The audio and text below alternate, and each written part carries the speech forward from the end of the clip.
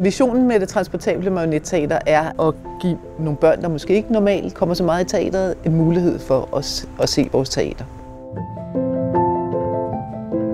Vi har fået lavet et transportabelt marionetteater, og det rejser vi så rundt med. Det er jo et marionetteater, der er fuldstændig ligesom det, vi har nede i Kongens Have. Det er bare sådan et, vi samler fra gang til gang. Og det er jo første gang, vi gør det. Det tager dem så nogle timer at få samlet teateret, og så spiller vi en uge, og så piller det hele ned igen, og så flytter vi videre.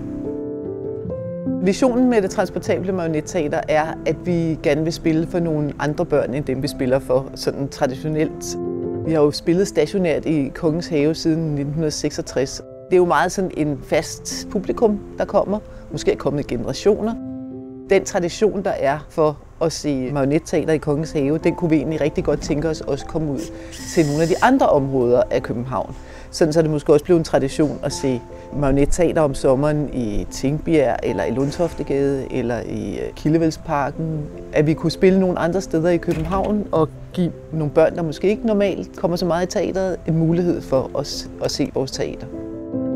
Der er jo skrevet tykke bøger om, hvorfor kunst og kultur er vigtigt for børn.